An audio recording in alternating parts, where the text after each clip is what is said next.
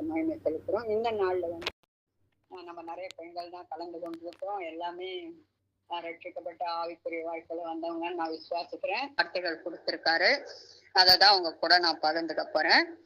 2 ராஜாக்கள் 4ஆம் அதிகாரத்துல 4ஆம் அதிகாரம் எடுத்துக்கோங்க. இந்த 4ஆம் அதிகாரத்துல சூனேமியான்ற பத்தி ஒரு லேடிய பத்தி அதுல வருது. 8வது வசனத்துல வந்து 8வது வசனத்துல இருந்து பாக்குறோம். அதுல அந்த கனம் புரிஞ்சிய ஸ்திரீன்னு சொல்லி அந்த சூனேமியார் சொல்றாங்க. அவங்க பேரு வந்து தனிப்பட்ட முறையில குறிப்பிடல, ஆனா அந்த ஊரு சூனேமியார் ஊர் இருக்கனால அதனால அவங்களுக்கு பேரு சூனேமியான்ற பேரை வச்சிருக்காங்க. அந்த ஸ்ரீ வந்து கனம் புரிஞ்சிய ஸ்ரீன்னு சொல்லி இதுல வருது, இந்த வார்த்தையில வருது.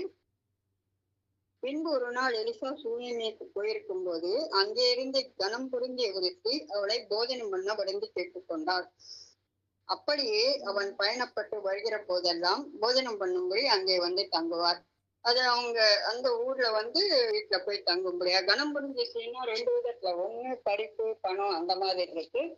நான் நினைக்கிறேன் அந்த ஸ்ரீ வந்து ஆவிக்குரிய வாழ்க்கை பண்ணா அவரோட நடத்தையில அந்த கேரக்டர் நல்ல பிரைட்னஸ் அந்த வெளிப்படுத்தினால கனம் புரிஞ்ச ஸ்ரீன்னு இதுல எழுதப்பட்டிருக்கலாம்னு விசுவாசிக்கிறேன். அந்த அவங்க வந்து அந்த எதிர்கா வரும்போதெல்லாம் அவங்க வீட்டுல இருக்கிறதோ அவங்க சாப்பிடும்படியா அங்க வந்து தங்கறதுமா இருந்தாங்க. அது 9வது வசனம். அவர் தன் புருஷனை நோக்கி, இதோ நம்மிடத்தில் எப்பொழுதும் வந்து போகிற தேவனுடைய மனுஷனாக இவர் பரிசுத்தவான் என்று காண்கிறேன். இதுல என்னன்னா அவ்வளவு பணம் இது இருந்து கூட அந்த ஸ்ரீ வந்து எப்படின்னா அந்த பணத்தை வீணா எதிர்பார்க்காம நல்ல பரிசுத்தவான்களுக்காக வீட்டுக்கு அழைச்சி அவங்க இது பண்ற மாதிரி வந்து அவங்க பரிசுத்தவான்களை கனப்படுத்துறாங்க. அவங்க நல்ல ஊழியக்காரங்களை வரவழைக்கிறது, ஒரு ஜெபம் பண்றது, அவங்களுக்கு காணிக்கிறது, அதாவது வசனத்தே இருக்குது.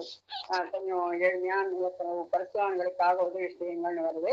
அது மாதிரி அவங்க அந்த கனமா இருக்கு ஒரு பணக்காரலாம் இருந்திருக்கலாம். கனம் இருந்தா அந்த பணம் இருந்தா கூட அதை வேஸ்டா இது பண்ணாம, வேஸ்டா வீண் ஆடம்பரத்துக்காக அவங்க செலவு பண்ணாம நல்ல சுகபோகமா இது லக்ஸரி லைஃப் வாழாம அவங்க என்ன அந்த ஊழியரை தாங்குவதற்கு தாங்கி அவங்களை உபகரிக்கிறது அந்த மாதிரி குணத்திலையும் அவங்க ஒரு மாதிரியா இருந்திருக்காங்க. அவங்களுக்கு அந்த மாடல் வந்து நம்மளுக்கும் விசேஷம் அந்த காணிக்கு அவங்களுக்கு கொடுத்து தாங்கிறதெல்லாம் அவங்களுக்கு வந்து இன்னொரு ஆத்மாக்கள் தாக்கவோ அதுக்காக அவங்க பரிசுத்தவான்களா இருந்தா அதை பரிசுத்தமான காரியத்தை தேவன் விருப்பப்படுற தேவ சித்தத்து மொழிதான் அவங்க செலவழிப்பாங்க. அந்த இருக்கு அவங்களுக்கு அந்த ஊழியக்காரரை கனப்படுத்துறாங்க. அது ஒரு பெரிய அந்த குணமா இருக்கு அவங்களுக்கு. இப்ப நிறைய நாடுல அமெரிக்கா ஈராக்னா நல்ல பணம் இருக்கு, ஆனா வீக்கெண்ட்ல வந்து அவங்க எவ்வளவு பணம் சம்பாதிக்கிறாங்களோ அத்தனையும் செலவு பண்ணிடுவாங்க. அவங்க மென்டாலிட்டி அந்த மாதிரி. அப்ப வந்து அந்த சுவிசேஷத்துக்காக வந்துட்டு செலவு பண்ணல. அதனால சுவிசேஷம் நம்மளுக்கு பரவாத்துக்கு ஒரு காரணமா இருக்கு. அப்ப 4:9-10 சொல்லும் போது அவர் புருஷனை நோக்கி, இதோ நம்மிடத்தில் எப்போதும் வந்து போகிற தேவனுடைய மனுஷனாகிய இவர் பரிசுத்தவான் என்று காண்கிறேன். நாம் மெத்தையின் மேல் ஒரு சிறு அறை வீட்டை கட்டி அதில் அவருக்கு ஒரு கட்டிலையும் ஒரு மேடையும் நாற்காலையும் சுத்தி விளக்கையும் வைப்போம். அவர் நம்மிடத்தில் வரும்போது அங்கே தங்கலாம் என்றார். இதுல என்னன்னா ஒண்ணு, கணவரை மதிச்சு கணவரோட ஒரு நல்ல அண்டர்ஸ்டாண்டிங்கோட இருக்கான்றது ஒரு குணம் இருக்கு. 2வது, எதுவுமே கணவருக்கு தெரியாம அவங்க செய்யல, தனிப்பட்ட முறையில அவங்களை இதுவா செய்யல. அவரு பரிசுத்தவான்களை வரவழைக்கிறதோடு இல்லை, அவருக்கு என்னெல்லாம் தேவைப்படுமோ அதை கொடுத்து செய்யணும், அவரை கனப்படுத்தணும் அப்படின்றதையும் அவங்க செய்யறாங்க. பரிசுத்தவான் குறிப்பிடுறாங்க அதை எதுக்காக. அந்த வந்து தேவ ஊழியரை உபசரிக்கிறது ஒரு குணமா இருக்கு. ஒரு பணத்தை காணிக்க கொடுத்து ஆசீர்வாதம் வரும் அந்த மாதிரி எல்லாம் காத்துன்னு இருக்காம முழு இதயத்தோட அந்த பரிசுத்தவான்களை கனம் பண்றது, எந்த அவங்களால என்ன மாதிரி செய்ய முடியுமோ அதை செஞ்சு அந்த பரிசுத்தவான்களை கனப்படுத்துறாங்க. அவர் எவ்வளவு தேவனோட ஐக்கியமா இருக்கார், எப்படிப்பட்டவன் தெரிஞ்சு அவங்களுக்கு நாம உதவி செய்யறது நம்மளுக்கு ஒரு ஆவிக்குரிய வாழ்க்கையிலும் ஒரு கேரக்டர் நம்மளுக்கு ஒரு பிளஸ்ஸான கேரக்டரா இருக்கும்னு விசுவாசிக்கிறேன். இப்படிப்பட்ட மனநிலை நம்மளுக்கும் வேணும்.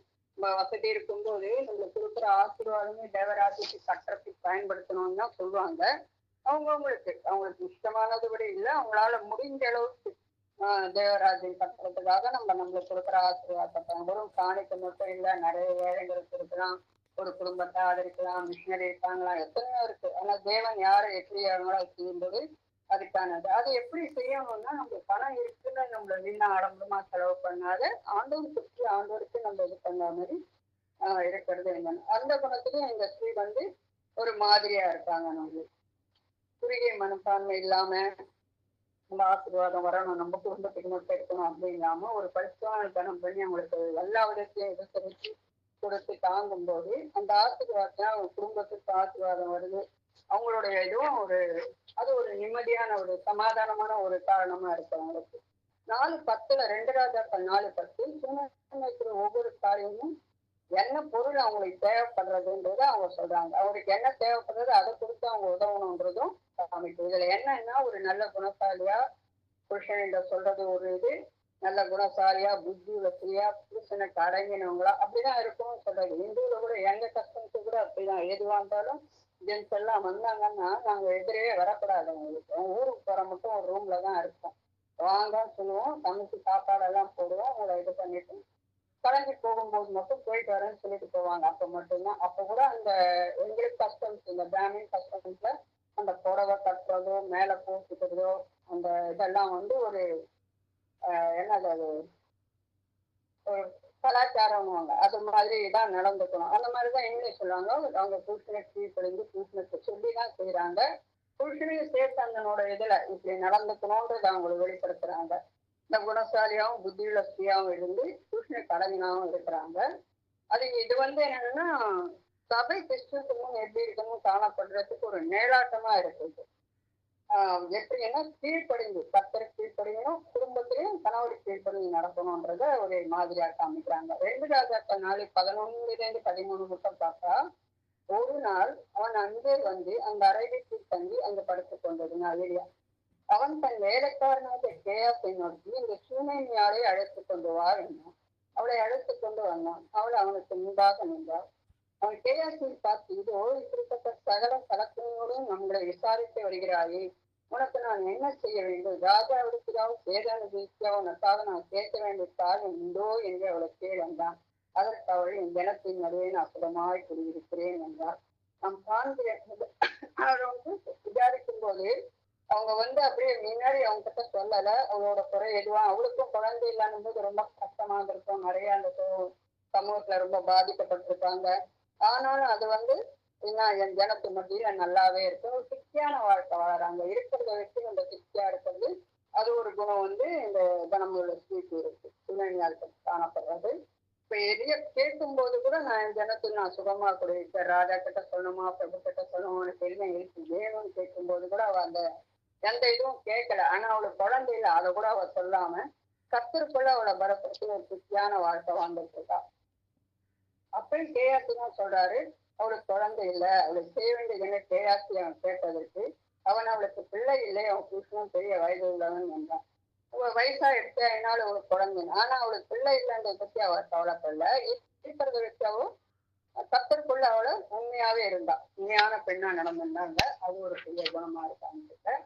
அந்த வேதனை இருக்கும், குழந்தை இல்லாத ஒரு வேதனை இருக்கும். இருந்தா கூட அதை வெளிக்காட்டாம ஊழியரை கனப்படுத்தி கணவருக்கு கீழ்ப்படிஞ்சு ஆவிக்குரிய வாழ்க்கையில அவளை தேவனிட எந்த முறுமுறுப்பும் நம்மளுக்கு இல்லைன்றதுனால ஆண்டவர்கிட்ட குறைப்படாம முறுமுறுக்காம அவ குறைய நினைச்சதுனால அவ சோர்ந்து போகாம தேவ சித்தத்துக்கு அவ வாழ்க்கை அர்ப்பணித்து ஒரு வாழ்க்கை வாழ்ந்த. அப்புறம் பார்க்கும்போது அவ வெளியா சொல்றாரோ அந்த குழந்தை பறக்குங்காரு, குழந்தை பறக்கிறது. அப்புறம் கொஞ்ச நாள் கழிச்சு அது மறிச்சும் போடுறது. அப்பயும் அவ எல்லாத்தையும் வந்து கணவர்கிட்ட சொல்ல அந்த எலியா தங்கி இருக்கிற அற வீட்டுல வச்சுட்டு குழந்தை வச்சுட்டு எலியாவை போய் பார்த்துட்டு அவ பாதத்துல விழுந்து இந்த மாதிரி நான் கேட்டேனா குழந்தை கேட்டனா சொல்லும்போது எலியா வந்து அவரு அந்த குழந்தைய உயிர்ப்பிச்சுட்டாருன்னு நம்ம பார்க்கிறோம். 100 தடவை கூப்பிடும்போது முக்கியமா அதுல 15வது வசனம் பாருங்க. 4:15 வசனம். அவளை அவளை கூப்பிட்ட போது அவள் வந்து வாசற்படியிலே நின்றாள். ஒரு கனமான மனுஷங்களையோ ஒருத்தரையோ பார்க்கும்போது நம்ம லிமிட் இதுதான், இதுக்கு மேல நம்ம வந்து அஸ் எ லேடியா ஒரு அடக்கம்னுவாங்க, இல்ல கொஞ்சம் அது எப்படி சொல்றது எனக்கு தமிழ்ல அந்த வார்த்தை தெரியல. அப்புறம் வந்து அது ஒரு பண்பா கூட நம்மளுக்குள்ள நிறைய பேருக்கு இருக்கும். டக்குன்னு ஒரு ஜென்ஸ் வந்தா நம்ம போயிட்டு இது பண்ணக்கூடாது. மெயினா அந்த நான் எதை நினைக்கிறேன்னா அது வாரிவு பிள்ளைங்களுக்கு மாதிரி ஒரு லிமிட்டை தாண்டி அவங்க வந்து ஆங்கிலோ பழகிறதோ எதுவோ இருக்கக்கூடாது. அது வாசப்படியிலே நிற்கிறா, கூப்பிட்டு இருக்காங்க, இவங்கதான் அரேஞ்ச் பண்ணி தராங்க, மெட்டையில இருக்க போறாங்க, வீட்டுல வந்து போயிட்டு இருக்காரு, புதுசா நல்ல பரிசுவானும் சொல்லிட்டு இருக்காங்க. ஆனா கூட இந்த வாசப்படியை தாண்டி அவங்க உள்ள போற மாதிரி இது சொல்லலாங்க. வாசப்படியில் நின்றாங்க அந்த இது வந்து அந்த லிமிட் தெரிஞ்சு யாரா இருந்தாலும் கனம் பண்றதும் அதுதான். ஒரு லிமிட்டோட நம்ம நிற்கும் போதுதான் ஒரு கனம் கொடுக்குற மாதிரி இருக்கும் அந்த ஆண்களுக்கு இருந்தால். அது மாதிரி அந்த குணத்தையும் அவள் லிமிட்டு தெரிஞ்சு அவளோட இதுல இருந்து அவள் அந்த மாதிரி நடந்து. இதுல என்ன, முதல்ல அவங்க வந்து தேவனுக்கு தெரிஞ்சிருக்கா, தேவனுக்குள்ள திருப்தியா இருக்கா, பணம் இருந்து கூட ஆடம்பரமா செலவழிப்பாங்க, பரிசுவான்களை செலவிட்டு தேவராட்சி விட அவர் தன்னுடைய குணத்தின் மூலமா ஒரு நல்ல கனமுள்ள இந்த பைபிள்ல எழுதி அவளை சாட்சியா நிற்கும்படியா அந்த பண்புல நடந்து வந்திருக்காங்க குணங்கள்ல. அது மாதிரிதான் எஸ்தர் ராஜாக்கு பார்க்கும்போது கூட ராஜாக்கு யாருன்னு ராஜா கிட்ட போய் அவர் கேட்டா எனக்கு இது செய்யணும் வந்து அவளுக்கு அதிகாரமெல்லாம் இருக்கு. ஆனா கூட அவளை போய் டைரக்டா கேட்கல. முதல்ல ஒரு வாட்டி இருந்து பண்றாங்க, ரெண்டாவது வாட்டி இருந்து பண்ணும்போதுதான் அவர்கிட்ட ராஜா கிட்ட எல்லாமே அவர் சொல்றாங்க. இந்த மாதிரி அமௌண்ட் இதெல்லாம் சொல்லிட்டு அவங்க செய்யறாங்க. அப்ப செய்யும்போது என்ன இருக்கு, கர்த்தரை மாத்திரம் சார்ந்திருக்கா. ராஜா கிட்ட போய் பெருசா எதுவும் கேட்கல. அது மாதிரி ஒரு சொந்த ஜனங்க அவங்களோட இருக்கிறவங்க இல்லை. அவன் பதவி வச்சு அவ தவறா அவளை மிஸ்யூஸ் பண்ணிக்கல. இந்த ராணி நம்ம சொல்லதெல்லாம் கேட்கணும் அப்படின்னு ராஜா கணவர் ராஜாவா இருந்து அவர்கிட்ட எதுவும் சொல்லலை, சார்ந்திருக்கல. கர்த்தரோட இறக்கத்தை சார்ந்தவரோட கிருபையை சார்ந்து இருந்ததுனால அவங்களுக்கு சுயமுயற்சி ஆகல, சுயநலம் இல்லை, அவ பதவியும் சார்ந்து இல்லை, கர்த்தரையே சார்ந்து இருந்தா. அதனால அவளுக்குடைய ஜெபத்துல வந்து ஆண்டவர் பெரிய காரியம் செஞ்சார். எப்படி செஞ்சாருன்னு அவங்களுக்கு எஸ்தருக்கு வந்து 8ஆம் அதிகாரத்துல அவ ஜனங்கள் பாதி அடிமையா இருக்காங்க. இவ்வளவு அடிமையில இருந்து வந்தவங்கன்னா ரொம்ப கஷ்டப்பட்டு ஏழ்மையான அடிமையில வந்து மக்கள்தான் அவங்க நல்லா வளர்த்ததுனால ரெண்டு உள்ள இதுவா இருக்காங்க. அவங்க ஜனங்கள் பாதிக்கப்பட்டதுனால என்ன இருந்தது, ஆத்மா பாரம் அவங்களுக்குள்ள. அவ பொறுமையா இருந்தீங்கன்னா அந்த ராஜா செஞ்ச இதுல பொறுமையா இருந்ததுனால அறிவு ஞானத்தை எல்லாம் அவருக்கு ஆண்டவர் கொடுத்து முதல் வாட்டியே சொல்லாம ரெண்டாவது வாட்டி பொறுமையா யோசிச்சு ஞானத்தை கொடுத்து உபாசங்களுக்கு ஜெபம் பண்ணி ஆண்டோர ஸ்தானம் தேர்ந்து அதை வெளிப்படுத்துகிறார். யூத ஜனங்கள் ரட்சிப்புக்காக மட்டும் இல்ல, உலகத்தில் இருக்கிற அப்ப எல்லா உலகம் முழுவதுமே யூதர் இருந்தாங்க. அவங்க ரட்சிப்புக்காக மட்டும் இல்ல, மீட்புக்காகவும் அவ பிரயாசம் எடுக்கிறார். அந்த பிரயாசம் எப்படி இருக்குது, இயேசு கிறிஸ்து சார்ந்து இருந்ததுனால அந்த ஆத்ம பாரம் நம்மளுக்கும் வரணும். எஸ்தரை பார்க்கும்போது ஆத்ம பாரம், அந்த அதிகாரத்தை தவறா பயன்படுத்தாது, கீழ்ப்படிஞ்சு நடக்கிறது, அந்த குணம் எல்லாம் அவங்களுக்கு இருக்கு. அதுல வந்து அவங்க ஆத்ம பாரமும் நம்மளுக்கு அந்த மாதிரி ஞானமும் அறிவா ஆண்டவர் கொடுக்கிறது மாதிரி நடக்கும்போதுதான் நம்மளுக்கு அந்த ஆத்ம பாரத்தோட இருக்கும்போதுதான் ஆத்மாக்களை நம்மளால ஆதாயம் செய்ய முடியும். அதாவது ரெண்டு பெண்களோட குணங்களை பார்க்கும்போது ஆவிக்குரிய பெண்களுக்கு கண்டிப்பா இதெல்லாம் இருக்கணும்ன்றது ஒரு இதுவா அந்த அதிகாரம் எல்லாம் படிக்கும்போது எனக்கு ஒரு உணர்வு வந்தது.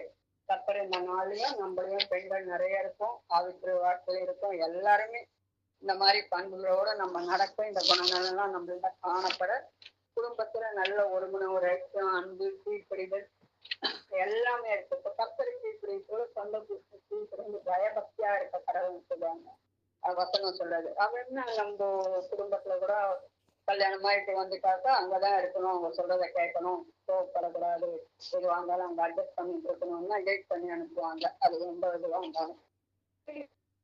ஜென்ரேஷன் வந்து ரொம்ப பொறுமையா இருக்கு. அதெல்லாம் எப்படி ஆண்டவர் போய்க்கிறான் நம்மளுக்கு தெரியல, டைம் இல்லாதனால ஜென்ரேஷன் வந்து ரொம்பவே அசால்ட்டா இருக்காங்க. லவ் பண்றது, மேரேஜ் பண்ணிட்டு 3ஆவது நாள் டைவர்ஸ்ன்னு போயிடுறாங்க. அது என்ன லைஃப் என்ன லவ் அதுவும் தெரியல. அது எப்படி அந்த பெண்களை பேசி படிக்கிறாங்க, வேலைக்கு போறாங்க, எல்லாம் இருக்கு. ஆனாலும் அந்த ஆண்டவரோட இணைந்து இருக்கிறதுனால இல்லாததுனால சபைக்கும் வராங்க, இதுல அபிஷேகம் இருக்கு, எல்லாமே இருக்கு. ஆனா எப்படி லைஃப் வந்து சூஸ் பண்ணிக்கிறாங்கன்னு தெரியல. ட்ரெஸ்லயாட்டும், ஒரு பேச்சுலையாட்டும், ஒரு இதுலையாட்டும் நிறைய விஷயங்களை பார்க்கும்போது அடுத்த ஜென்ரேஷனுக்காக ரொம்ப வேதனையா இருக்கு, கண்ணீர் வருது. அது ஆண்டவர் தான் அதை மாற்றணும், நம்மளுக்கு அதை தெரியல. ஆனாலும் தேவன் கிருபையா இந்த நாள்ல ஆவிக்குரிய பெண்களா நம்ம இந்த குணநலனோடு இருக்கணும்ன்றது இந்த நாள்ல நம்மளோட இடப்பட்ட ஆண்டவர் பேசினதா கத்திற்கு தோற்றம். தகப்பனே, இந்த நாளின் பெண்களாக மொக்கா சகோதரர்கள் யாரா இருந்தாலும் தகப்பனே பாதபடியில் ஒப்புத்திருக்கி ஜெபிக்கிறேன். இந்த வாக்குகளை எல்லாம் அவரை வைத்து விடுதப்பட அவர்களும் மொக்கா ஆவிக்குரிய பெண்களா இந்த பேசை நடத்தி பேசி தகப்பனே தேவனை வெளிப்படும்படியால் தாழ்த்தி அர்ப்பணித்து ஜெபிக்கிற மொக்கா இந்த நாளில் நீங்க அப்படி செய்ததற்காக நன்றி சொல்கிறேன். சகல துணி தன மகிமையாம் ஒருவருக்கே சொல்கிறேன். இயேசு கிறிஸ்துவின் மூலம் வேண்டிக் கொள்கிறேன் ஜீவனுள்ள நல்ல பிதாவே, ஆமென்.